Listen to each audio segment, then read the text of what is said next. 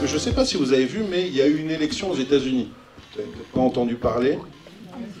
Et en fait, je ne sais pas si vous avez vu que parmi les positions qui ont été prises par Donald Trump, vous avez la remise en cause de la Cour pénale internationale. Vous avez l'interdiction pour les personnes qui travaillent à la Cour pénale internationale d'entrer aux États-Unis. Vous avez des possibilités éventuellement que leurs biens soient saisis. Heureusement, la Cour pénale internationale, elle n'est pas aux États-Unis, elle est dans l'Union européenne. Et ça, c'est peut-être un bout de la solution, on va peut-être en parler. Je ne vais pas prendre beaucoup plus de temps, mais en tout cas, on est sur ce soir quelque chose qui est hyper important. L'Europe, le monde, la justice internationale et la capacité de chaque être humain à pouvoir être jugé de manière équitable et peut-être aussi, quelque part, un peu de notre humanité qui est en train de se jouer actuellement entre Kiev et Moscou. Merci à toi. Merci. Donc, je suis vraiment ravie de parler devant vous. Alors, ce que je disais, c'est que je vais vous parler de Vladimir Poutine en apparence, mais on va parler ici des chefs d'État, de tous les chefs d'État. Vous pouvez remplacer par le chef d'État ou le dirigeant politique de votre choix. D'accord ? Et ensuite, je pourrai répondre à toutes les questions que vous le souhaitez sur tous les autres conflits. Donc, vous avez compris que je suis professeur de droit, mais j'interviens aussi sur des scènes de guerre, pour des victimes ou pour des États. Donc, je vous donne deux dossiers actuels, même s'il y en a d'autres. Par exemple, donc, je suis dans l'équipe de l'Ukraine, parce qu'il y a des équipes juridiques en fait. Donc, je représente l'Ukraine contre la Russie. Mais aussi, donc je disais que pour ce qui se passe à Gaza, je suis experte indépendante. Ça veut dire qu'on peut faire appel à moi pour des rapports d'expertise sur certaines questions. Pour l'instant, il ne se passe pas grand-chose, évidemment, sur le terrain de la justice, c'est-à-dire qu'on récolte les preuves, mais ça n'est pas mon travail. Je vous expliquerai tout cela plus tard. Voilà, alors juste, vous avez peut-être l'impression qu'on parle de grands de ce monde, de hauts dirigeants, mais en fait, vous avez vu Slobodan Milosevic, il ne regarde pas ses juges. Et en fait, c'est hyper courant. Quand un haut dirigeant est jugé, on se rend compte que ce sont des petits, en fait. Que ce sont des personnes qui n'osent même pas affronter les personnes qui les jugent. Vous avez vu donc Slobodan Milosevic, mais il y en a un autre. Je vous donne un autre exemple, mais c'est très courant. Hissène Habré, je ne sais pas si ça vous parle. Oui, exactement. L'ancien dictateur du Tchad. Et Hissène Habré, quand il a été jugé, lui, ce qu'il faisait, c'est qu'il fermait les yeux continuellement, pour ne pas croiser le regard, évidemment, des juges, mais surtout de leurs victimes, parce qu'ils n'assument pas du tout. Et donc, je ne sais pas si vous avez vu ces images, mais si vous avez l'occasion, allez voir sur YouTube. Donc, il ferme les yeux, puis de temps en temps, il est un peu ridicule, parce que de temps en temps, il les ouvre, comme ça, pour regarder quand même ce qui se passe, puis hop, il les referme. Et c'est exactement la démonstration de ce que je vous dis, c'est-à-dire que ce sont des petits, en fait. Quand on les attrape, quand on est en train de le juger, on se rend compte qu'ils ne sont pas si grands que ça. Donc on va parler de la responsabilité des dirigeants politiques, mais ça peut sembler un peu curieux, et je vais vous expliquer en fait pourquoi j'ai écrit le livre dont on va parler. Je ne suis pas là pour le vendre, je suis plutôt là pour vendre l'idée. En fait, j'ai écrit ce livre pour diffuser l'idée, pour me servir de cette base, parce que je sais qu'on m'invite, parce que j'ai écrit un livre, pour expliquer. Donc le but, c'est pas de le vendre, c'est plutôt de vous expliquer ce qu'il y a dedans. Après, c'est pas le lire qui est important, c'est que vous reteniez les grandes idées. Et donc, si j'ai écrit ce livre, c'est pour plusieurs raisons, mais surtout parce que j'ai croisé une victime. Alors, on ne va pas donner tous les détails, mais c'est une maman. Et donc, cette maman, c'est la maman d'une petite fille de 8 ans. Et cette petite fille, elle a subi l'horreur absolue, d'accord, en Russie. Pas en Russie, de la part d'un Russe, en Ukraine. Et donc, cette maman, quand elle m'a croisée, elle savait ce qu'on faisait, c'est-à-dire qu'on essayait de faire juger Vladimir Poutine, et elle a hurlé. Et elle avait tout à fait raison. Elle m'a dit, mais pourquoi vous voulez faire juger le chef d'État? C'est pas lui qui est rentré dans ma maison. C'est pas lui qui s'est servi de son corps, de ses mains, de ses mots aussi, hein, pour essayer de détruire ma fille. C'est pas lui. Donc pourquoi vous voulez pas plutôt juger en premier lieu le monstre, celui qui est rentré dans ma maison? Elle l'appelle toujours le monstre. Pourquoi juger le chef d'État? Et en fait, on a beaucoup dialogué avec elle, et le fruit de ce dialogue est dans le livre. Et même moi, la prof de droit, j'ai compris grâce à elle le sens de la justice et à quoi ça servait. Et en fait, c'est tout ce qui structure le livre, c'est-à-dire que je réfléchis avec elle à pourquoi on doit juger les chefs d'État. Voilà, donc que vous ayez aussi une petite pensée pour elle, parce que c'est aussi elle qui m'a amené à me dire qu'il fallait essayer et de réfléchir et de diffuser l'idée. Alors pourquoi et comment juger les chefs d'État? Alors d'abord, petite précision. Première précision, vouloir juger les chefs d'État, c'est vouloir les juger. Ça veut dire déjà ne pas les tuer. Donc c'est un peu paradoxal, mais jusqu'à 1942, la solution, que certains défendent encore, hein, c'est il suffit de les tuer. Il suffit de les éliminer. Et la question est réglée. Et oui. Mais si on fait ça, pensez aux victimes. Si on fait ça, on ne saura jamais de quoi ils sont coupables, de quoi ils ne sont pas coupables, ce qui s'est exactement passé. Et donc, on enlève la vérité. On enlève aussi la possibilité de construire l'histoire, de savoir ce qui s'est passé exactement. Donc c'est vrai que, c'est ce que je raconte dans le livre, même moi, 2 secondes sur Vladimir Poutine, après, vous savez, rencontrer des horreurs pareilles, je pense que vous avez compris de quoi je parle, on a les mêmes pensées. Hein. Moi, je vous avoue que quelques secondes de trop peut-être, j'y ai vraiment pensé. Je me suis dit, bon, après tout, il faudrait l'éliminer, déjà je ferais moins de travail, mais surtout, ce serait réglé. Et en réalité, bah, c'est pas ça la justice avec un J majuscule, celle de Robert Badinter, la vraie justice. Voilà. Donc première chose, juger, c'est ne pas tuer, évidemment. Mais c'est beaucoup plus que ça. Je te promets, je répondrai à toutes les questions. Juger, c'est beaucoup plus que ça. Juger, en fait, c'est examiner la responsabilité. Alors comment? D'abord avec la présomption d'innocence. Et ce qui m'a vraiment frappée avec l'Ukraine, que j'ai pas vu dans d'autres pays, donc moi j'étais en Ukraine il y a 1 an et demi. Donc je vais vous raconter juste comment ça s'est passé. Donc j'ai été invitée à m'exprimer par le gouvernement ukrainien. Donc il y avait tout le gouvernement ukrainien dans le théâtre de Zelensky pour essayer d'expliquer à la population ukrainienne pourquoi on allait et on voulait faire juger Vladimir Poutine. Et je ne sais pas si vous imaginez, mais le matin il y avait des bombes. Donc on était sous les bombes, on courait dans les abris, on ne savait pas trop si le truc allait nous tomber dessus ou pas. On savait que c'était hyper dangereux, parce qu'il y avait tout le gouvernement ukrainien, que les Russes savaient pertinemment qu'on était dans le théâtre. Donc je vous laisse imaginer qu'on était une cible de choix. Et en plus, je me suis rendu compte ce jour-là que les membres du gouvernement ukrainien ne descendaient jamais aux abris.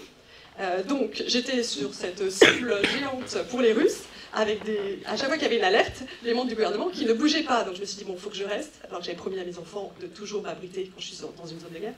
Mais bon, voilà, donc je suis restée, et c'est juste pour vous donner l'ambiance. Et là, il fallait expliquer aux Ukrainiens pourquoi on allait juger Vladimir Poutine, et je ne sais pas pourquoi, je me suis fixé le but de leur expliquer qu'on allait le juger, mais qu'il était présumé innocent. Et voilà, je me suis dit qu'il fallait leur expliquer exactement ce que c'était que la justice. Tout le monde est présumé innocent, même Vladimir Poutine, c'est-à-dire que le juger, vous remplacez par qui vous voulez, encore une fois, remplacé par le chef d'État de votre choix. Le juger, ça veut dire que d'abord, il est présumé innocent. Il pourra se défendre. Et moi, je me bats pour que les chefs d'État soient jugés, ça veut dire qu'ils puissent aussi se défendre et qu'ils soient d'abord présumés innocents. Et donc, c'est un peu ce que j'ai tenu comme discours avec plein de petites histoires aux Ukrainiens. Et alors, gros silence dans la salle. Et je le raconte souvent, ce qui est vraiment formidable, c'est que juste après que j'ai parlé, je suis descendue de scène. Et là, il y avait la queue. Je me suis dit, oh là là, je vais me faire bonjour, je vais me faire gronder et engueuler par tout le monde. Et en fait, ils faisaient la queue pour me faire des hugs.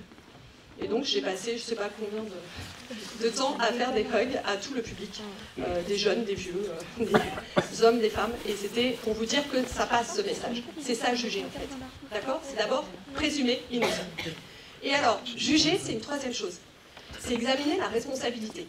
Et là, je vais vous raconter une histoire pour que vous compreniez mieux. Dans le livre, je parle de quelqu'un. En fait, je parle tout autant de Vladimir Poutine que de George Bush. Et dans le livre, il y a un de mes personnages, en fait, parce que tout est vrai, qui s'appelle Mike Prysner. Et Mike Prysner, pour vous dire, c'est un Américain un peu moyen, de base, qui, quand il y a eu les attentats du 11 septembre, s'est dit, ben, je vais aller me battre. Je vais aller en Irak. Donc il y allait, mais hyper convaincu. C'était, vous savez, ces soldats américains, très convaincus de ce qu'ils faisaient. Et donc Mike, il a été en Irak, il était soldat, et en fait, il raconte qu'il y a eu un déclenchement dans sa tête, un jour où il était dans une prison.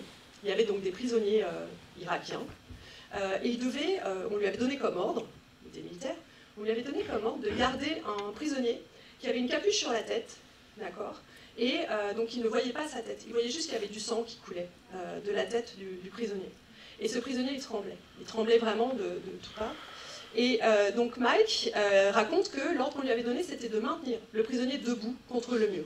Et ce pauvre prisonnier, il n'y arrivait pas. Mais il devait le maintenir debout, c'est de la torture. Hein.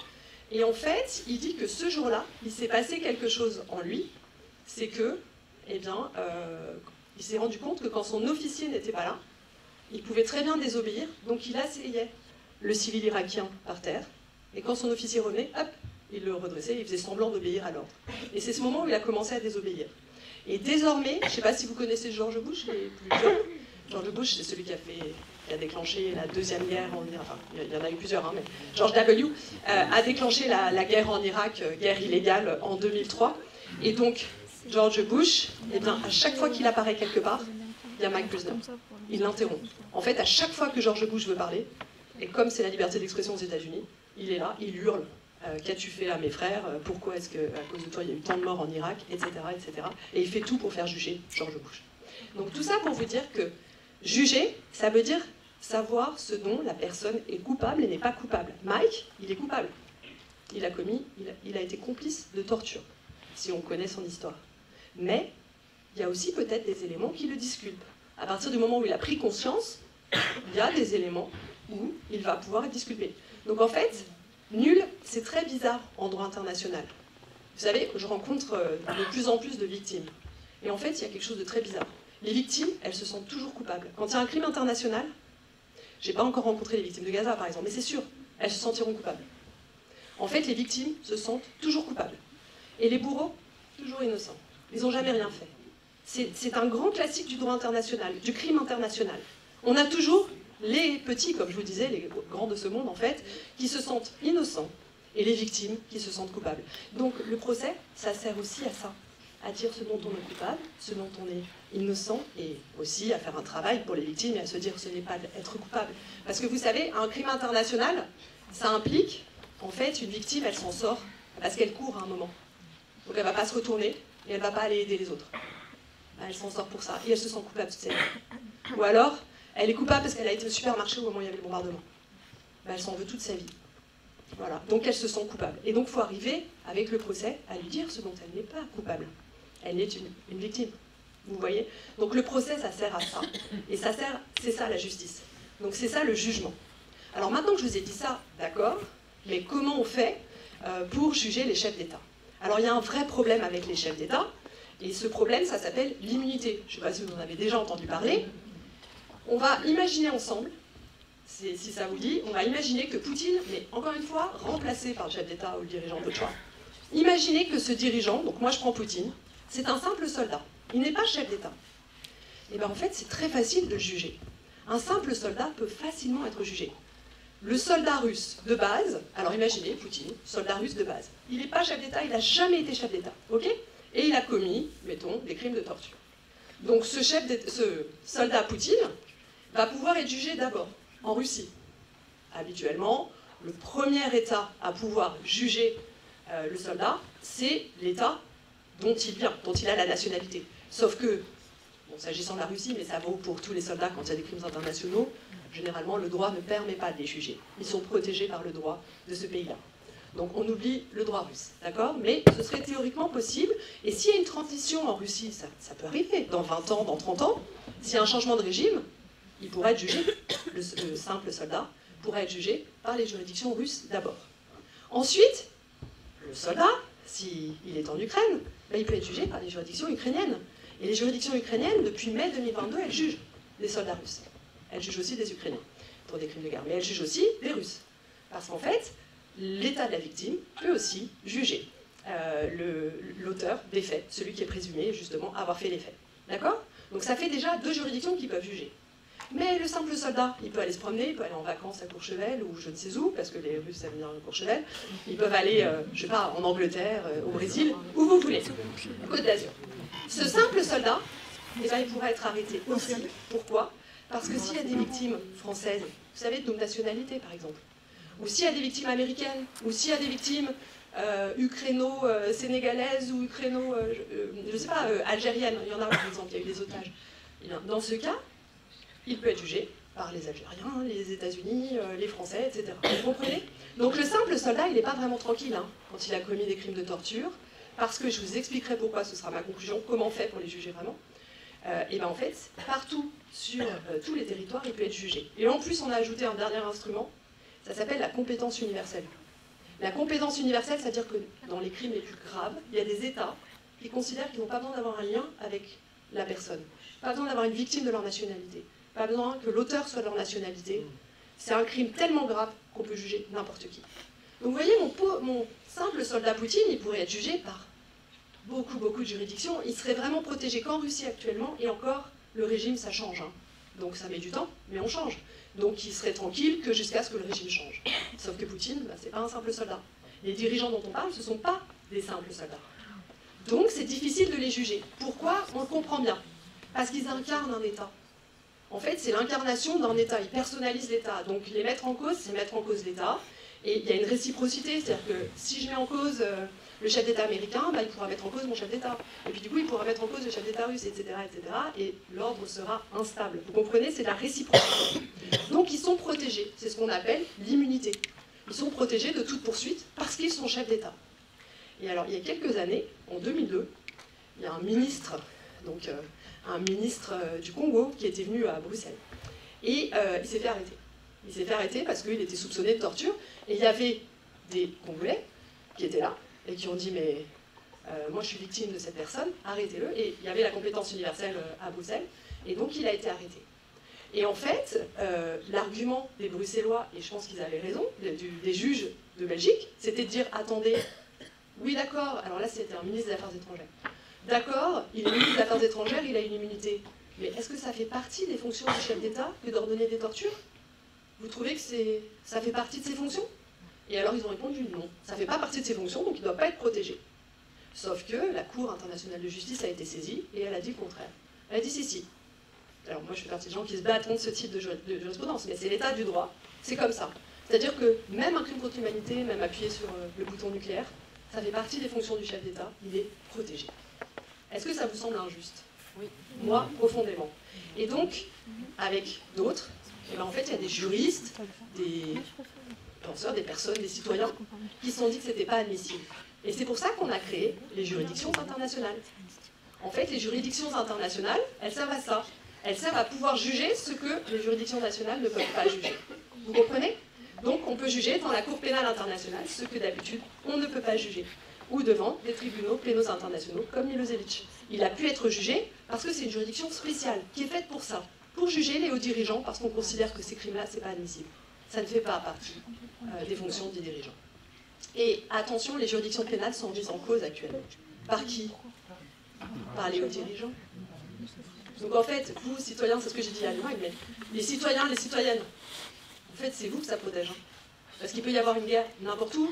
Ça peut aussi concerner vos amis, vos proches, dans d'autres pays aussi. Peut-être des gens que vous ne connaissez pas, mais pour qui vous êtes très sensibles. Et bien en fait, c'est eux qu'on protège avec ces juridictions-là.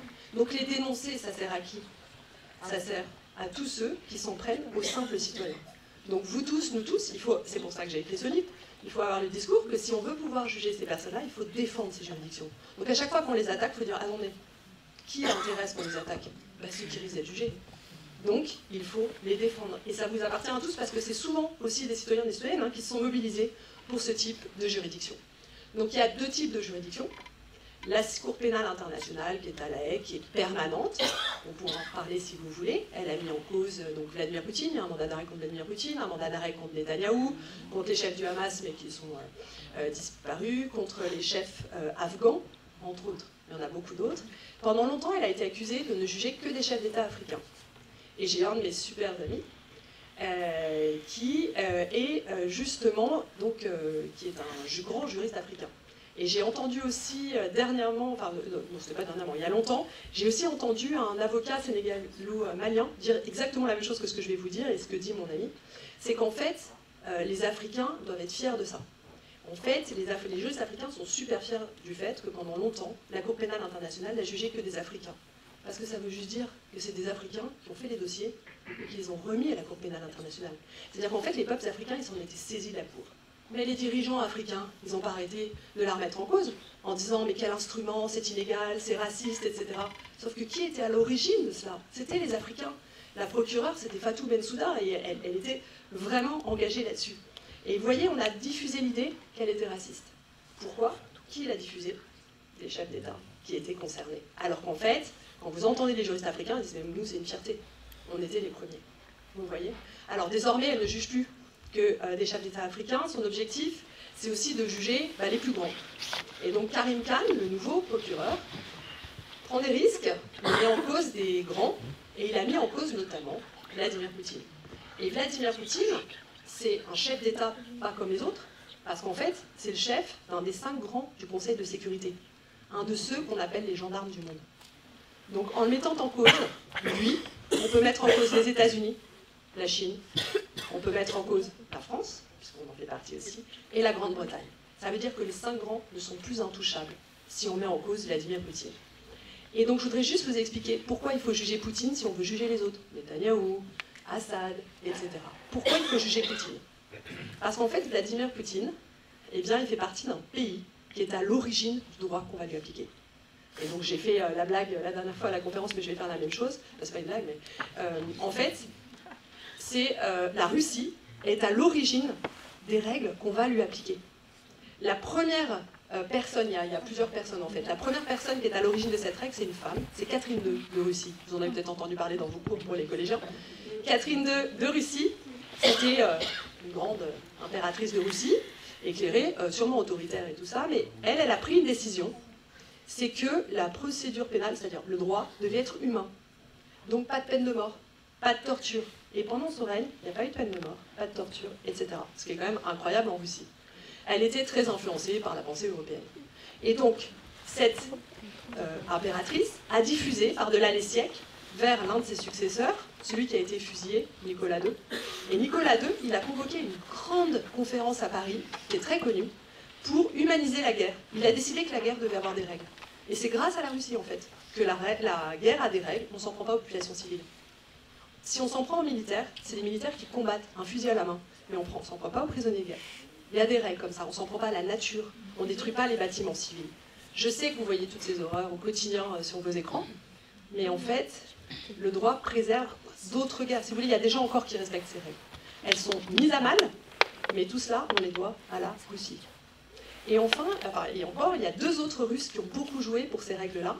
Le premier Russe, c'est Trénine, même si vous ne retenez pas son nom, c'est pas grave, mais lui, il a décidé que mener une guerre illégale, c'était un crime. Et en fait, mener une guerre illégale, c'est le crime qu'on reproche à Vladimir Poutine, et la juridiction sur laquelle je travaille pour juger Vladimir Poutine, eh bien, elle va le juger pour crime d'agression. Le crime que les Russes ont imposé aux Français, on n'en voulait pas, on avait peur, parce que nos dirigeants avaient peur, ont imposé aux Américains, qui n'en voulaient pas non plus, et c'est les Russes qui l'ont imposé. Donc Vladimir Poutine, il l'a mis dans son code pénal ukrainien, c'est un crime russe. Et enfin, la dernière personne qui est à l'origine des règles qu'on veut appliquer à Vladimir Poutine, eh bien c'est Vladimir Poutine. Vladimir Poutine, quand il y a eu la guerre en Irak, est-ce que vous vous souvenez, alors les plus âgés, parce que les plus jeunes, je pense que vous en souvenez pas, mais peut-être qu'on vous l'a raconté en histoire. Dominique de Villepin, ça vous parle? Ok. Donc Dominique de Villepin, au moment de la guerre en Irak, a fait un discours qui était tellement fort à l'Organisation des Nations Unies, au Conseil de sécurité. Il a fait un discours qui était tellement fort qu'il a été applaudi. Ça se fait pas. À l'Organisation des Nations Unies, on n'applaudit pas les gens qui parlent. Et lui, il a été applaudi. C'était pour dénoncer la guerre illégale qui allait être menée en Irak. Il a dit c'est une guerre injuste. Mais nous, on est Français. Et du coup, on a oublié ce qui s'est passé ce jour-là, 14 février. Et d'ailleurs, on va fêter l'anniversaire. Ce qui s'est passé ce jour-là, c'est que derrière Dominique de Villepin, il y a une autre personne qui a parlé. Le représentant de Vladimir Poutine, le vice-ministre russe. Et lui, il a fait un discours qui était tellement fort, et vous pouvez aller l'écouter, qu'il a été beaucoup plus applaudi encore que Dominique de Villepin. Mais nous, on est Français, alors évidemment, on a retenu Dominique de Villepin. Sauf que le représentant de Vladimir Poutine, il a expliqué que mener une guerre illégale, ça provoquait les autres crimes internationaux. Vous savez, tout ce qui se passe, toutes les horreurs que vous voyez, sans la décision d'une personne de déclencher la guerre, on ne les a pas, ces horreurs-là. En fait, les crimes de guerre, on les a parce qu'il y a une personne qui décide, pour des intérêts X ou Y, qu'il faut une guerre.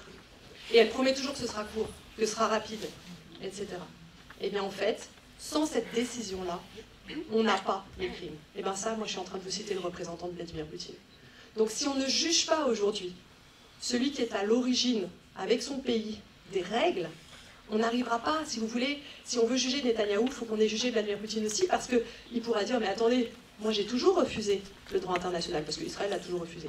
Les États-Unis, ça fait 30 ans qu'ils refusent la Cour pénale internationale. Ils sont cohérents, ils le refusent. Mais si on ne juge pas ceux qui l'acceptent, ceux qui l'ont défendu, ceux qui l'ont promu, alors évidemment il a arrêté, hein. Poutine, quand il a vu qu'on allait lui appliquer les règles qu'il appliquait jusqu'à présent aux autres, il s'en est retiré au moment de la Géorgie, de la Tchétchénie. Il savait bien qu'on allait lui appliquer les règles qu'il défendait. Mais il l'a toujours défendu, la Russie a tout fait pour cela. Donc si on ne juge pas ce pays-là, c'est les autres guerres qu'on n'arrivera pas à juger. Parce que les chefs d'État, ils sont présumés innocents, il y a des règles, ils pourront dire, attendez, on ne l'a pas appliqué à ceux qui le défendent, et moi je l'ai toujours refusé. Donc c'est vraiment un combat très important. Et je voudrais vous dire quelque chose, pour finir, c'est que quand il y a un jugement, il y a des personnes qui risquent leur vie pour ça.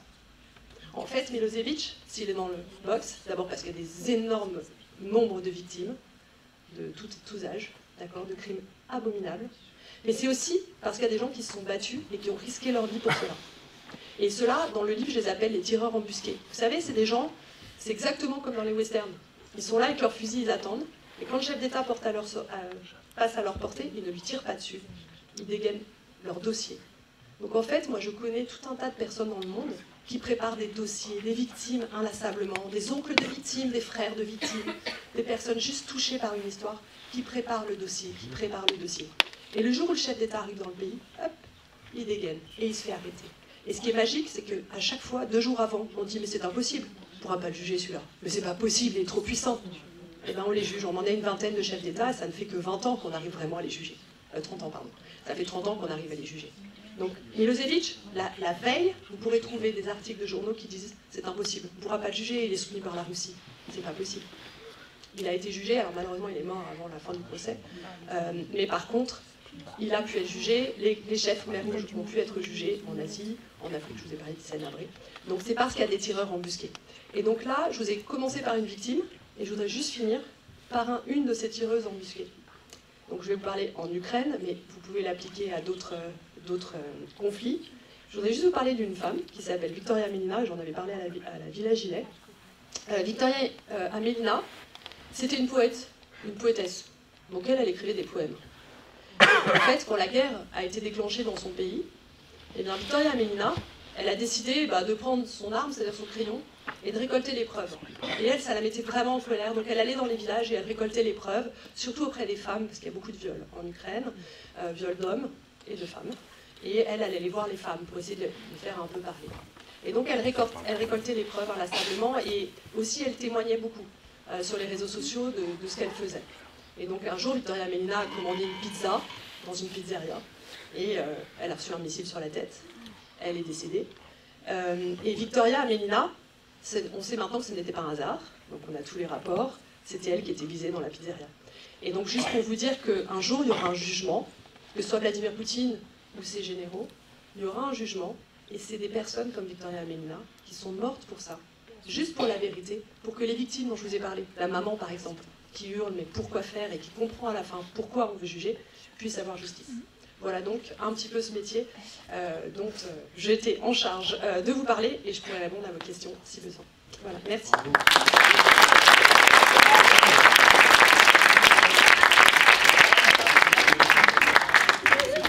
Merci, c'était quelque chose de très fort, très émouvant, merci pour tout ça. Merci d'avoir été aussi pédagogique et brillante. Et puis, écoutez, la parole maintenant elle est à vous, que vous vouliez parler du conflit en Ukraine, mais que vous vouliez aussi parler peut-être d'autres drames humains. On a parlé effectivement du travail que peut faire Mathilde à Gaza, et puis dans d'autres conflits qui peuvent être dans le monde, qui peuvent vous intéresser, vous interpeller ou vous émouvoir, et sur lesquels vous auriez des questions. Le micro est à vous. Il n'y a pas de questions interdites. En fait, la seule chose, c'est que je vous ai dit, comme je suis experte indépendante dans le dernier conflit cité, ça veut dire que je ne me prononcerai pas. Je vous dirai voilà les possibilités. Parce que je ne peux pas, sinon je risque d'être dessaisie de l'affaire et j'ai pas du tout envie. Mais par contre, il n'y a aucune question interdite, n'hésitez pas. Vous parlez de guerre illégale, qu'est-ce qui rend une guerre illégale? Alors, grâce aux Russes, effectivement, il y a des guerres illégales, notamment parce qu'il y a aussi des grands auteurs latins, Grotius, etc. Ça a commencé par la philo, je ne sais pas si y en a qui font de la philo ici, donc les guerres justes et injustes, vous avez dû tous voir ça. Saint-Augustin, les théologiens, au départ. Mais c'est devenu ensuite un problème juridique. Augustin. Oui, pardon. Nous, on dit pas Saint-Augustin. Pardon.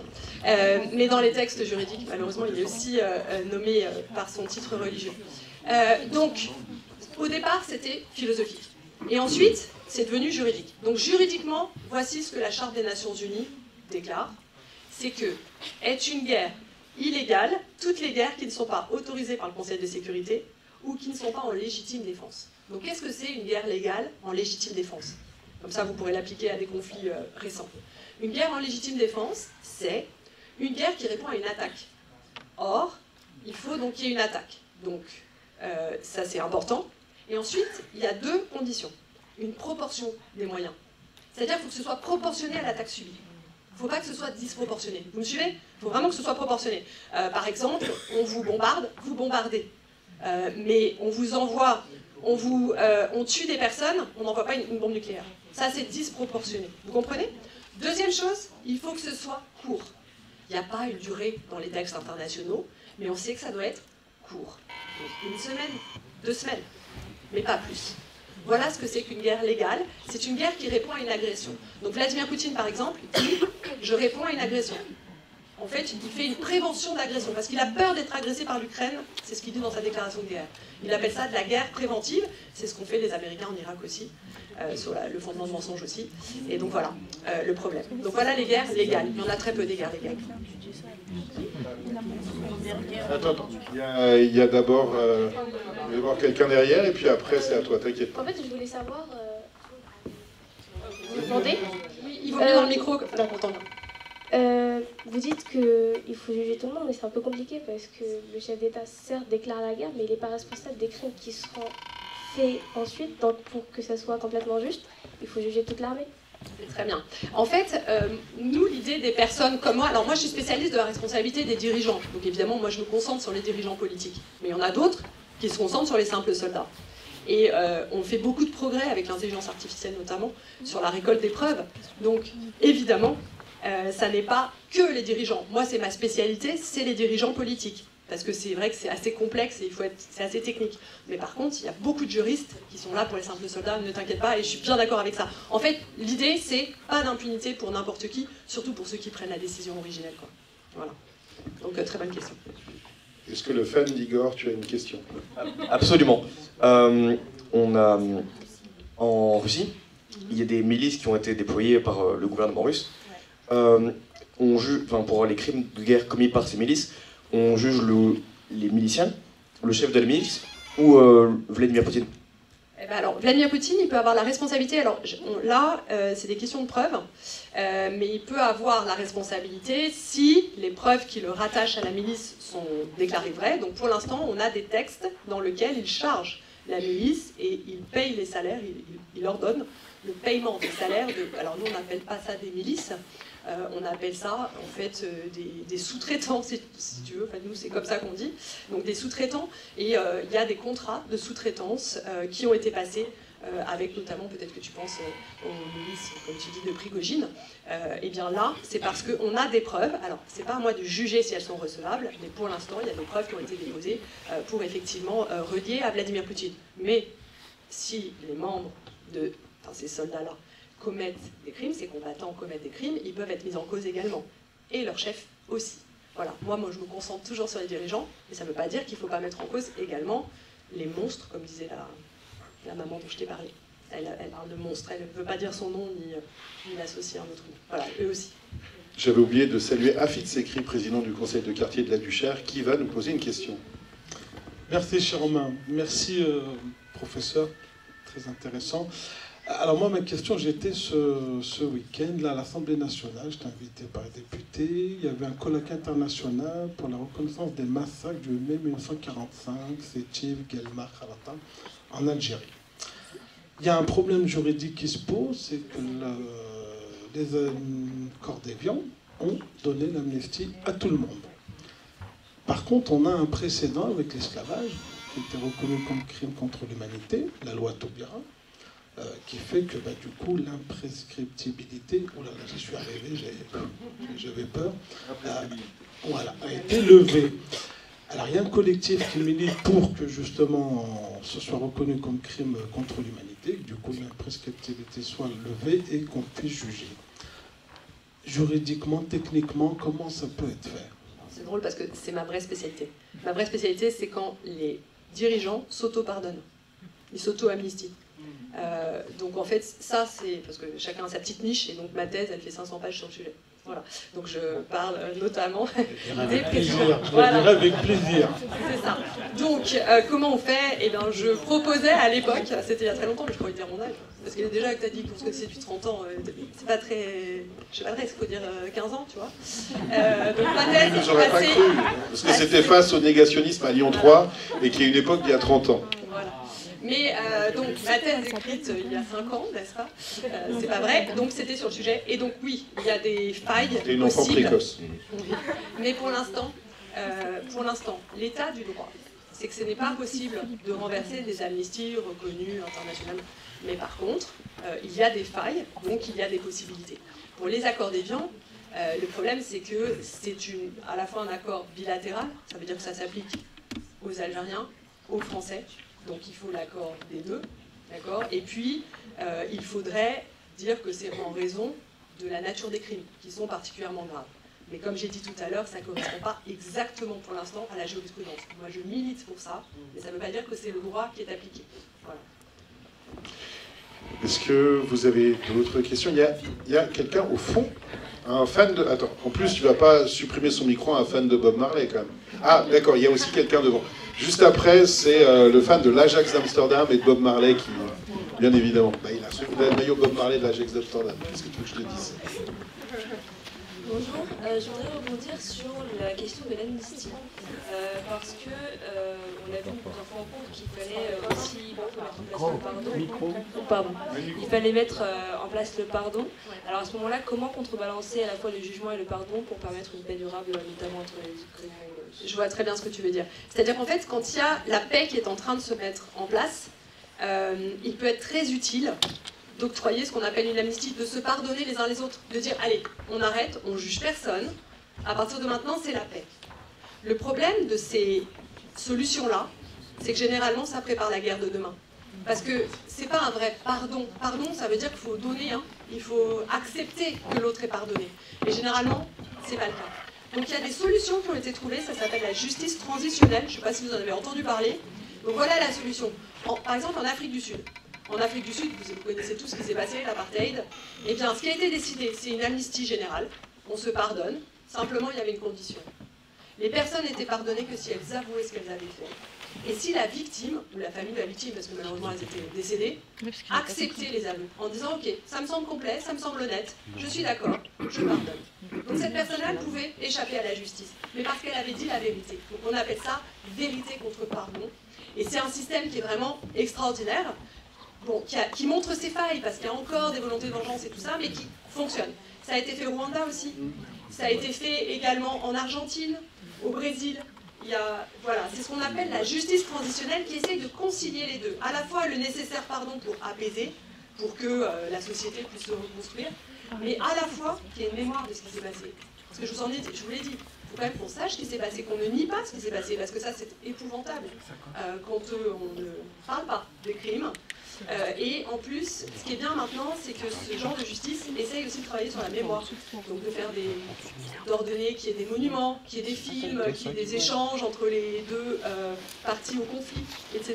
Donc ça, c'est l'avenir de la justice. On n'est peut-être pas obligé d'être dans un tribunal comme on a vu. Ça peut être aussi un processus qui est en se regardant dans les yeux, et une personne qui avoue, qui dit ce qu'elle a fait, et à sa victime. Vraiment, regardez les reportages sur le Rwanda. Vous avez des voisins qui vivent ensemble alors qu'il y en a un qui a massacré la famille de l'autre, mais en fait, ils se sont parlé, ils ont accepté. C'est assez extraordinaire. Ça s'appelle les Gacaca. Ça veut dire le gaz en dialecte du Rwanda. Et on peut souligner d'ailleurs que les deux meilleurs exemples de ça sont effectivement deux exemples africains. Parce qu'effectivement, vous avez le Rwanda, l'Afrique du Sud, et puis peut-être, c'est quelque chose qui veut être tenté, mais pour le moment, on est dans une situation qui est un peu trop instable, peut-être plus tard au Congo. Mais ça, on verra plus tard, c'est encore un peu tôt pour que je dise ça. C'est hyper important, parce que vous savez, on n'arrête pas de dire la justice occidentale. On qui dit ça, regardez qui dit. Ce sont ceux qui ont peur. Parce que c'est faux, je vous ai dit, c'est la Russie, elle était à la pointe de cela. L'Afrique est à la pointe. Simplement, elle est en train de se faire déposséder. Les citoyens qui se sont battus sont en train de se faire déposséder par leurs dirigeants, qui ont peur, la justice. Regardez qui tient le discours avant de le tenir vous-même. Regardez qui en parle. C'est ceux qui en ont peur. C'est les dirigeants qui s'apprêtent à commettre des atrocités sur leurs citoyens. Donc vraiment, méfiez-vous et défendez. Vraiment. C'est pour vous et pour nous tous. Monsieur au fond. Du coup, merci encore pour la présentation. J'avais deux petites questions. Rapport à, par exemple à Milosevic, du coup, vous avez dit qu'il était décédé avant la fin de son procès. Du coup, comment ça se passe dans ces cas de figure-là? Parce qu'on n'est pas à l'abri que Vladimir Poutine, pour prendre son exemple, décède avant. Et j'avais une autre question aussi, c'est qui définit du coup la gravité d'un crime? Parce que pour qu'il y ait jugement, il faut qu'il y ait un crime qui soit reconnu. L'histoire de l'humanité a montré que beaucoup de crimes ont du mal à être reconnus. Et du coup, j'aimerais savoir est-ce qu'il y a une entité internationale qui définit ce qu'est un crime, qui définit qu'est-ce que c'est un crime contre l'humanité. Encore des super questions. Oui. Et du coup, une fois qu'on a défini ce qu'était un crime, il y a forcément des gens qui seront d'accord, d'autres qui ne seront pas d'accord. Est-ce que voilà, comment ça se passe? Alors, super question. Première question, elles sont toutes super. Première question, que fait-on si le chef de l'État décède? C'est le gros problème. Parce qu'en fait, la justice, c'est le malentendu en fait sur la justice. Tout le monde se dit, mais la justice ne sert à rien. Regardez, elle a dit qu'il y avait peut-être un génocide à Gaza et la guerre ne s'arrête pas. Donc la justice ne sert à rien.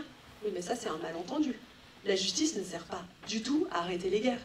Elle ne sert pas à arrêter les situations. En fait, la justice, elle intervient après le crime. Vous avez remarqué dans la justice interne.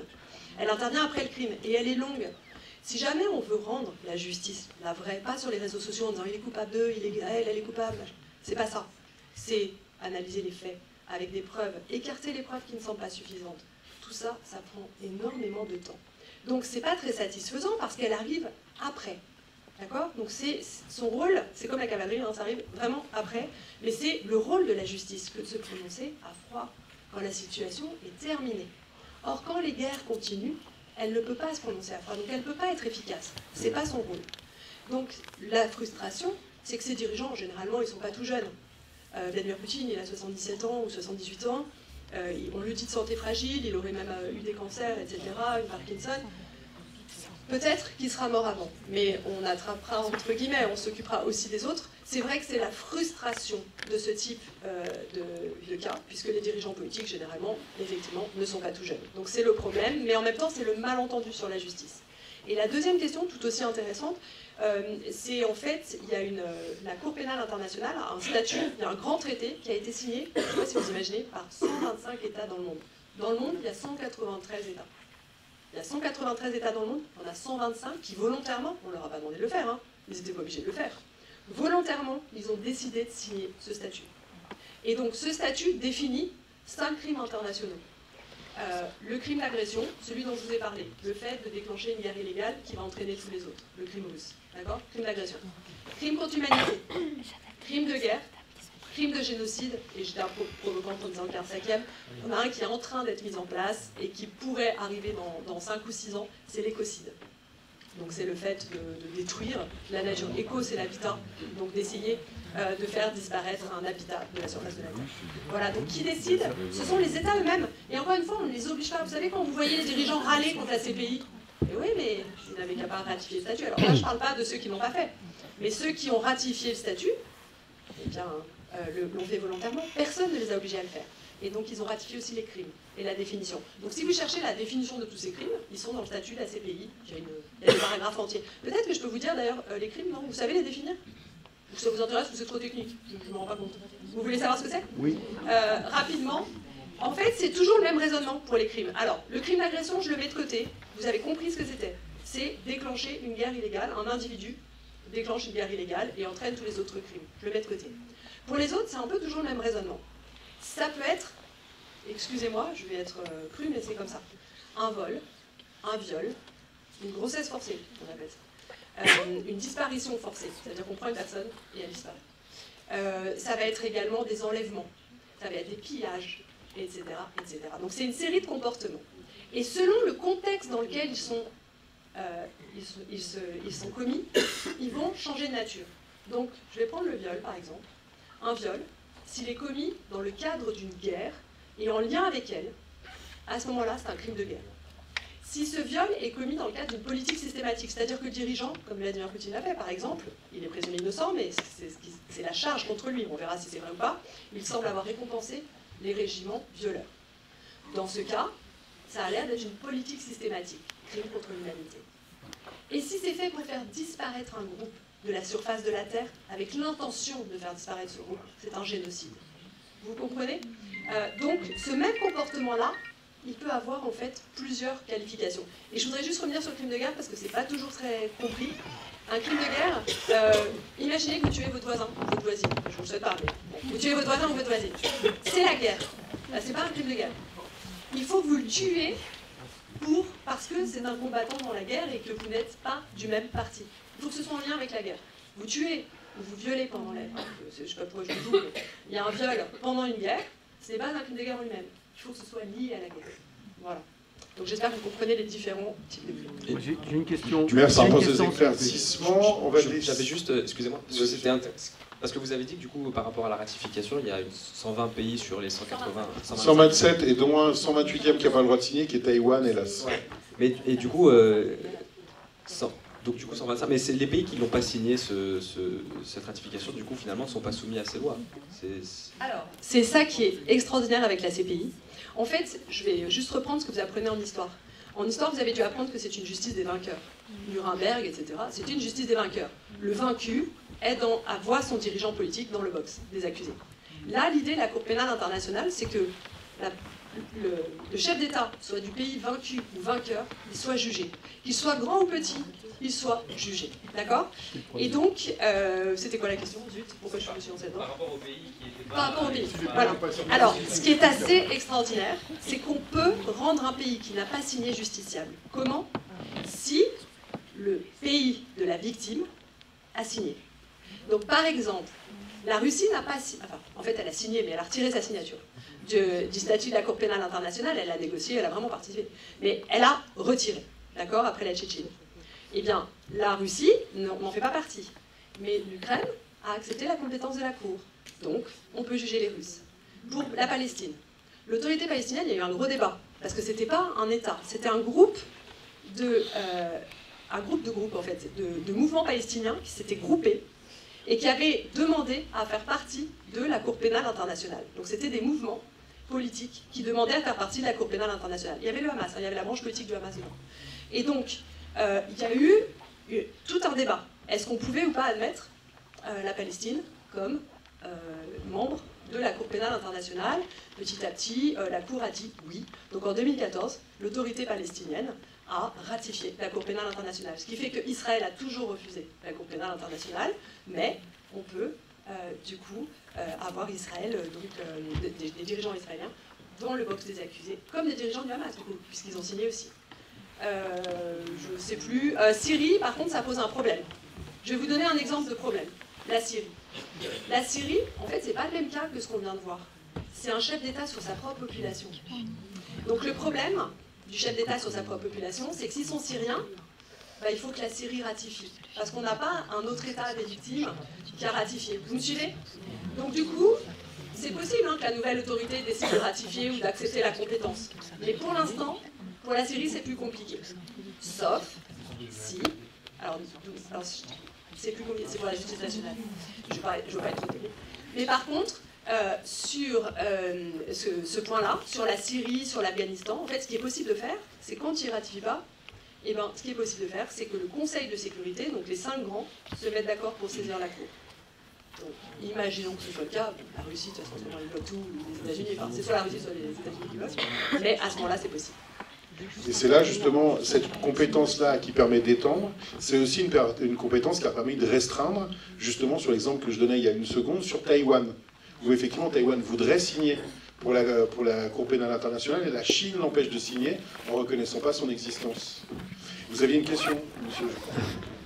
Quelles sont les conditions pour qualifier la déportation de 2 millions d'habitants, pour le qualifier de crime de guerre? Alors, c'est déjà le cas. En fait, la déportation, peu importe le nombre, hein, parce que ça peut être 10, 20, 30, des millions. C'est pas le nombre qui compte, en fait, dans la justice internationale. Eh bien, c'est déjà considéré comme, si c'est commis dans le cadre d'un conflit, en lien avec ce conflit, comme un crime de guerre. Ça peut aussi être un crime contre l'humanité, si c'est dans le cadre d'une politique systématique. Donc, voilà, vous avez votre réponse. Et merci. Imaginons que derrière, ce soit la mort. Bon, là, je pense que vous parlez d'un certain président américain qui fait ces déclarations-là, et puis voilà, je parle du contexte. Mais imaginons que derrière la Shoah, la déportation pour tuer derrière la population, là c'est génocide. Vous voyez? Donc en fait, le même événement, il peut être de plusieurs natures. C'est ça qu'il faut comprendre. Et je voudrais juste dire quelque chose, j'espère que vous allez comprendre. Moi je suis du côté des victimes. C'est-à-dire qu'en fait, c'est un positionnement. Et c'est ce qui m'émeut le plus, je sais pas, c'est ce que je crois que vous avez compris. Et en fait, du côté des victimes, il faut que vous compreniez qu'il n'y a pas de crime supérieur à l'autre. C'est-à-dire qu'en fait, un viol est un viol pour la victime. Et l'important, c'est d'être dans le box, de voir la personne dans le box des accusés et qu'elle soit condamnée pour ce viol. Et elles, en fait, parce qu'on parle beaucoup en leur nom, et jamais vraiment on les écoute. Mais elles, ce qu'elles veulent, c'est la justice. Et je vous assure que la qualification génocide, crime contre l'humanité, crime de guerre, qui est prise par les dirigeants politiques qui sont là à se battre, alors qu'en fait, ce qui compte, c'est que la justice soit rendue, parce qu'ils oublient, par ailleurs, de soutenir la justice internationale. Moi, ça me met en colère, en fait.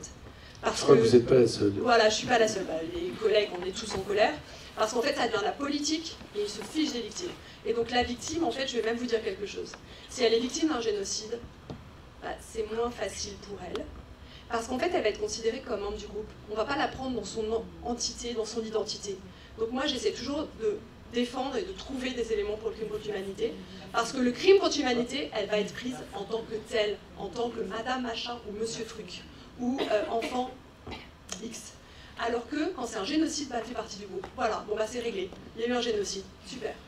Mais le crime contre l'humanité, c'est hyper important pour pouvoir avoir chaque histoire individuelle. Et donc, faites attention toujours au discours des dirigeants. Si vous êtes du côté des citoyens, des victimes, vous avez un autre discours, je vous assure. Voilà. J'avais oublié de citer Yves Lafoncouillot qui s'occupe justement du Conseil citoyen. J'avais oublié, je ne vous avais pas vu à contre-jour. Je viens de dire, si vous êtes du côté des citoyens... en plus, voilà, Conseil citoyen, voilà. C'est pour ça que j'ai rebondi dessus, je ne vous avais pas reconnu, monsieur. Madame ? Oui, moi je voudrais revenir sur Bachar el-Assad. Oui. Qui va décider?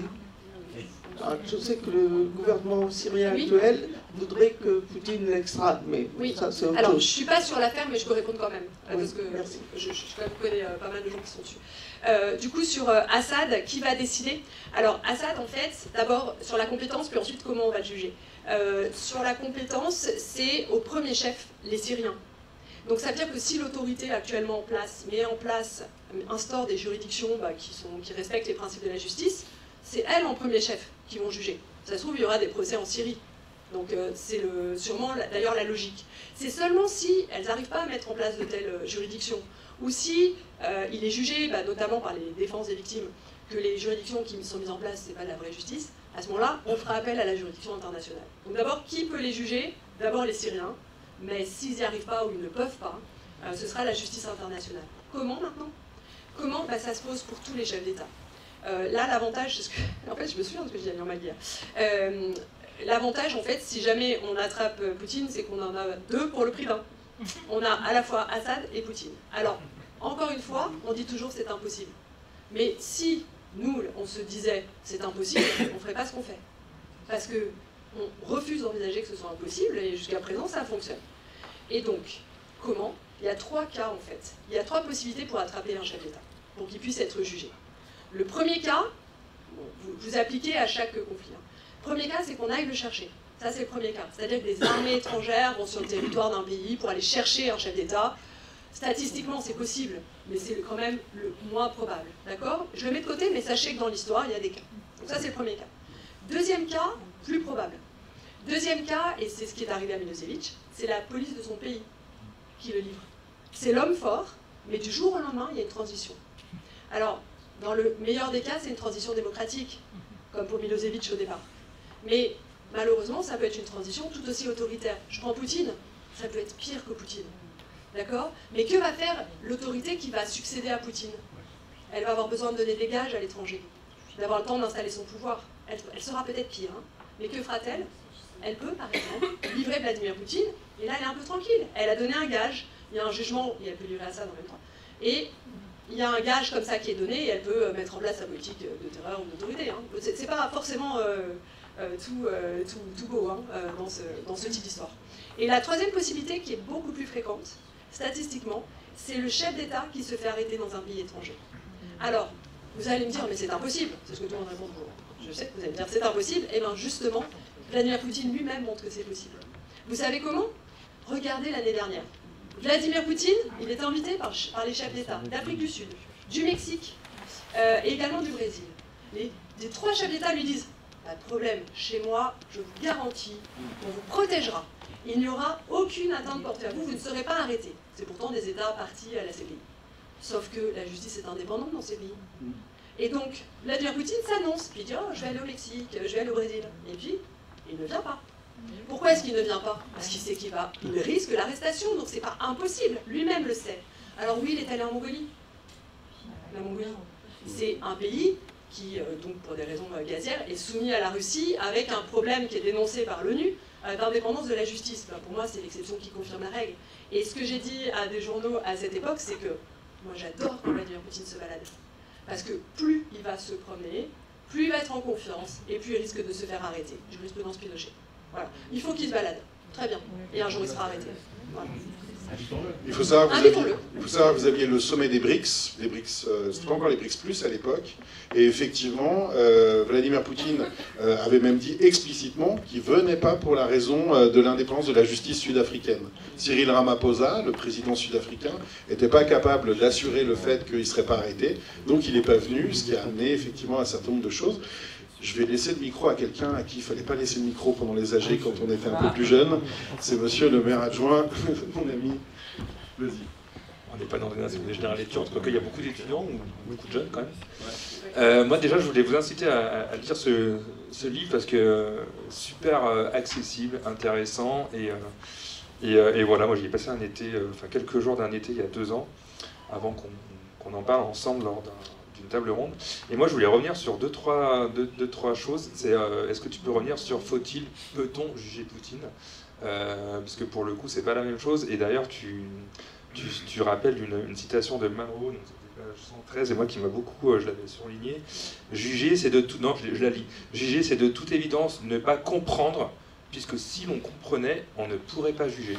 Et moi ça, quand j'ai lu cette citation, je me la suis tout de suite marquée parce que je trouve qu'elle interpelle. Quand on lit la première partie, on se dit bah ah oui, on va comprendre. Et en fait non, parce que si on comprend, on juge pas. Donc du coup, faut pas comprendre, faut vouloir se battre pour juger. Et ma question c'est comprendre. C'est voilà, exactement oui, voilà, ça. ça. Et en fait, toi, tu as l'histoire de la victime, et tu vois qu'à la fin, on comprend. Pourquoi on veut la juger, elle comprend pas ce qui lui est arrivé. Mais par contre, elle comprend le sens du jugement. Je suis désolée, ça fait un peu philosophique, mais je veux pas. C'est aussi qu'à chaque fois que je parle de cette victime, je suis émue. Alors voilà. Mais du coup, si tu veux, tu pourras raconter. Mais voilà, c'est un peu philosophique, mais donc il est à la bibliothèque, hein, vous n'êtes pas obligé de l'acheter. Moi, je peux même vous prêter le mien, il est un peu raturé. Il faut vous le prêter, voilà. Sinon, on a une super librairie. Dans le 9e. On a des super librairies, oui, pardon, il faut que je fasse travailler. Et du coup, également, moi, tu dis souvent nous. Dans ton intervention, alors moi je le comprends parce que est-ce que tu peux nous dire le réseau, tous ceux qui se sont mobilisés, les États-Unis et d'autres en Europe, le fait que le tribunal spécial pour l'Ukraine a avancé, enfin en tout cas voilà, avec le soutien de l'Europe, nous dire où ça en est, et puis et aussi nous dire, alors à un moment donné, moi j'avais marqué qu'il y avait eu une histoire de tribune, qui n'avait pas forcément eu beaucoup de soutien en France d'anciens premiers ministres et de présidents et présidentes de gauche comme de droite, mais enfin, pourquoi? Parce qu'ils étaient eux-mêmes présidents ou hauts responsables et qu'ils ne voulaient pas se mouiller. Est-ce qu'il faut aussi ça le faire savoir et dire merde, enfin, il faut aussi se battre pour... Ouais, c'est pour ça que j'ai mis les noms, et j'avais gardé évidemment les preuves au cas de diffamation. Du coup, sur cette question-là, donc à l'origine de l'idée, il y a une personne, un homme qui est franco-britannique qui s'appelle Philip Sands, et il a écrit quelques jours après le début de la guerre en Ukraine, il a écrit une tribune dans un grand journal anglais dans laquelle il a dit il faut juger Vladimir Poutine pour le crime d'agression, c'est un crime russe, un peu ce que je vous ai dit. Et ce qui s'est passé, c'est que spontanément, des dirigeants politiques du monde entier ont dit on est avec vous. On va aller avec vous, et ça venait du monde entier. Donc ensuite, très vite, il y a Gordon Brown, avec qui on a travaillé, qui est l'ancien ministre britannique. Si j'ai le temps, je vous expliquerai pourquoi lui, il est engagé là-dessus, parce qu'il y a une petite histoire psychologique, et il m'a autorisé à le dire. Il a lu mon livre, je l'ai traduit avec DeepL, mais il a lu, et il était d'accord avec l'explication psychologique que je donnais. Et donc Gordon Brown s'est aussi battu, il a fait tous les réseaux, et vous avez des prix Nobel, qui étaient avec nous, tous les anciens chefs d'État, du gouvernement, voilà, des personnes du monde entier. Sauf que moi, on m'a chargé de la France dans le petit groupe. On m'a dit, bah tiens, occupe-toi de la France. J'ai dit, bah facile, pays des droits de l'homme, pas de souci. Je voyais tous ces chefs d'État du monde entier, je me disais, ils vont être super contents, les Français, d'être à côté de ces immenses signatures. Donc j'écris à, je vous donne les noms, Dominique de Villepin. J'écris à François Hollande. J'écris à Bernard Cazeneuve. J'écris à Edith Cresson. Bon, j'en oublie, je suis désolée parce que j'oublie, mais ils sont dans le livre. Et là, à chaque fois, la même histoire. J'ai l'assistante, c'est toujours des femmes, qui me disent, pas de souci. Alors là, ils vous rappellent, génial, ah ouais, vu les noms, il n'y a pas de souci. Je le préviens tout de suite, ça va être une urgence, etc. Et puis j'attends qu'ils rappellent, ils rappellent jamais. Alors que mes petits collègues qui étaient aux États-Unis, au Brésil, machin, tout le monde les rappelait tout le temps. Et en France, non. Donc, a commencé un chapitre quand même du livre où je me dis, mais quel est le problème en France? Pourquoi? Et donc je suis allée revoir François Hollande, je l'ai interpellé, je lui ai dit, mais je comprends pas. Et alors là, François Hollande me dit, ah, si je n'ai pas signé, c'est parce que je sais bien que si je signe, ça ne changera rien. Ouais, ok, bien sûr. Donc, je n'ai pas l'explication, autant vous dire, hein, personne n'avait la même explication, mais voici celle que je propose. C'est, à mon avis, on en revient à cette question, mais c'est qu'il y a un problème, à mon avis, notamment avec l'Algérie, mais notamment des guerres passées de la France qui ne sont pas passées. Ça ne passe pas. Et parce qu'on n'a pas fait ce travail-là, eh bien, du coup, il y a une peur. Une peur qu'ils soient eux-mêmes mis en cause, tout simplement. Ils ont peur, nos dirigeants ont peur. Et en France, c'est vraiment particulier. Je vous dis, on l'a vu avec les autres États. Il y avait même des anciens dirigeants russes. Donc, je veux dire, ça venait du monde entier. Eh bien, pas les Français. C'est quand même quelque chose, enfin, une question qu'on peut se poser. Et donc, dans le livre, je raconte quand même le bon côté de la France. Je ne sais pas si tu te souviens, mais je parle de mon oncle de cœur, qui est algérien. Donc, mon père a un frère de cœur, qui a été recueilli par ma famille pendant ce... Voilà, mon arrière-grand-père était un grand opposant à la torture en Algérie. Et du coup, il a recueilli le fils d'un avocat algérien qui s'appelle Ali Boumengel, qui a disparu. Voilà. Et donc, sa famille est très liée à la mienne, ça fait partie de ma famille de cœur. Et donc, je raconte quelque chose d'assez intéressant, c'est que... lors de la Coupe du Monde, on est très foot, hein. Lors de la Coupe du Monde de foot, la dire... Ça tombe bien. Voilà. Ah oui, mais c'est vrai, vous êtes fan. Attends, c'est pas possible. J'adore son père, voilà, qui a un type extrêmement bien, mais qui soutient la SSE. Voilà. Il y a un problème dans la famille Philippe, c'est des gens parfaits, sauf pour le football. Je soutiens la Duchère, justement. C'est vrai, ça me ça, c'est permet, bien. parce que justement, j'aime bien pas soutenir le club, mais je soutiens la Duchère. Merci. C'est pour ça que je mets des petits cœurs à chaque fois. On attend toujours les sous. Bon bref, je reviens à mon problème sérieux.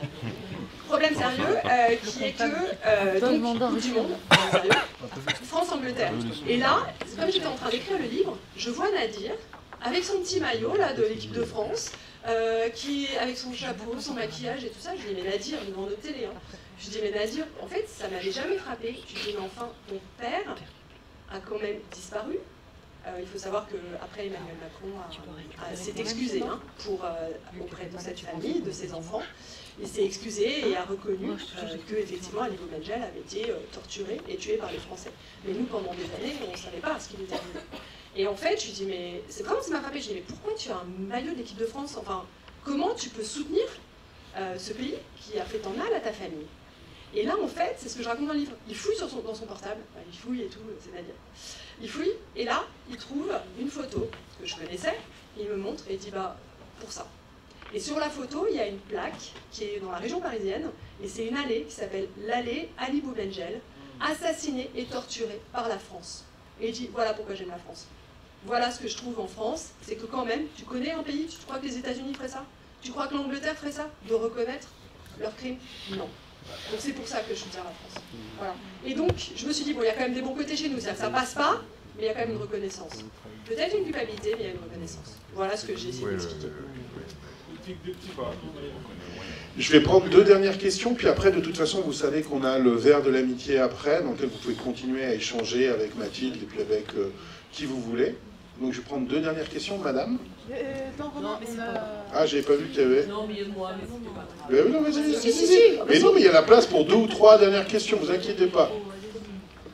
Alors, justement, je voulais vous parler du génocide, du crime de génocide, qui médiatiquement est forcément, enfin c'est ce que je dis à mes élèves, il faut, si t'as pas eu ton génocide, c'est comme si à 50 ans t'as pas ta quartier, quoi, quelque part. Non mais, j'exagère un peu, mais on a toujours l'impression, est-ce que vous croyez pas que vous, justement, les militants du droit international, on pourrait peut-être remettre un peu plus en avant le crime contre l'humanité, parce que justement, ça permet d'individualiser beaucoup plus ces victimes, et puis l'auteur part a sans doute raison par rapport à Lemkin, enfin, bref, je ne veux pas rentrer non plus dans le détail, mais est-ce qu'on ne se met pas à la place justement de l'agresseur quand on fait un crime de génocide, enfin quand on reconnaît exclusivement le crime de génocide?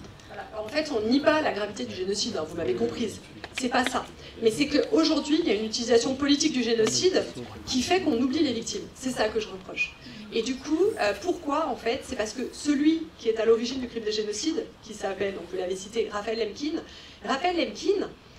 il a dit lui-même, c'est le crime des crimes. Et du coup, tout le monde a toujours repris cette phrase. Donc il a dit, bah, c'est le crime des crimes. C'est le pire crime. Mais il n'y a pas d'échelle des crimes. Pour une victime, je vous assure, enfin, c'est équivalent, ça n'est pas, il n'y a pas de pire crime. Encore une fois, c'est les mêmes comportements. Hein. C'est simplement les circonstances dans lesquelles ils sont commis qui vont faire que c'est un génocide, un crime contre l'humanité ou autre. Donc comme vous le savez, donc, puisque je pense que vous connaissez du coup, on a parlé tout à l'heure de Philippe Sands, le franco-britannique dont je vous parlais, et bien lui il est sur cette ligne-là. Effectivement, et lui c'est l'avocat de la Palestine. D'accord? D'habitude je fais pas ça, mais je vous le dis, il est juif. Et c'est l'avocat de la Palestine, comme la plupart des avocats de la Palestine. Et donc, lui, d'habitude, je ne dis pas la religion des gens, mais c'est juste pour être très clair. Et donc, Philippe, ce qu'il dit, c'est justement, il veut plaider pour le crime contre l'humanité, mais pour les victimes. Parce qu'il ne veut pas que ce soit uniquement de la politique. Il faut ne pas oublier les victimes. C'est elles en premier chef. Et vous savez, quand on est du côté des victimes, ça simplifie tout. On se fiche de la couleur de peau, de la religion, de la nationalité. Moi, une victime, c'est une victime, et je me battrai pour elle. Et on est nombreux à le faire. Voilà. Et ça nous libère de toutes ces histoires politiques. Parce que les instrumentalisations, c'est impossible quand vous êtes du côté des victimes. Vous vous en fichez. Une victime, c'est une victime. Et c'est égal à vous. J'avais une dernière question de la part de cette dame, et puis après, nous allons conclure. Parce que j'ai une autre dame là aussi. Ah, il y avait une autre dame. Il y en a deux. Donc ça fait deux dames. C'est par rapport à ce que vous avez dit au tout début, quand on a dit tuer les chefs de guerre, enfin les chefs de la politique n'est pas une solution, mais je suis pas complètement d'accord parce que... Ce qui est bien, c'est que tu as le droit. Hein. Oui. La peine de mort, c'est après les avoir jugés, c'est-à-dire que c'est une peine. On les juge pour leurs crimes et on déduit ça comme peine. Donc si, c'est juste. Oui, alors moi je parlais même pas du débat de la peine de mort, donc tu auras deviné, je suis militante des droits humains, que je suis contre la peine de mort, je le mets de côté. Mais là je te parlais même d'une élimination avant procès. Tu sais, en se disant on l'élimine, bah, c'est ce que fait Israël. C'est-à-dire on élimine, c'est Golda Meir qui avait fait cette doctrine-là, on élimine, comme ça on enlève la dangerosité de la personne. Donc j'entends cela, mais si tu veux ça empêche la justice. Ça empêche aussi évidemment que éliminer c'est encore la décision d'une seule personne. Et comment tu es sûr que c'est cette personne-là qui est à l'origine de tout, s'il n'y a pas eu un procès? Donc c'est l'ennemi de la vérité, l'élimination. Après la peine de mort, c'est un autre débat. Ça, on pourra refaire un débat peine de mort, si besoin. J'ai quelqu'un pour toi qui est super là-dessus. Voilà, je te donnerai un nom. Je vous annoncerai d'ailleurs le prochain invité et on prendra bien sûr plus tard l'invité. Voilà. Mais du coup, c'est pas que je veux pas te répondre, mais c'est que c'est un autre débat et avec grand plaisir autour du vin de l'amitié. Madame? Oui, moi c'est par rapport aux victimes, tous les athlètes qui se préparaient pour les Jeux Olympiques qui ont été victimes du vaccin anti-Covid. Et je sais qu'il y a 300 avocats qui ont porté plainte contre Ursula von der Leyen. Et est-ce qu'il y a une chance à un moment donné pour que ça puisse aboutir? Déjà, je ne travaille pas sur le sujet. Ensuite, voilà, sur le vaccin anti-Covid, il semblerait quand même que ça ait plutôt fonctionné. Mais après moi, je ne suis pas sur l'affaire. Je suis pas, donc je ne peux pas répondre. Voilà. Merci à vous. Merci à Mathilde. On peut l'applaudir à nouveau. C'était émouvant, c'était brillant.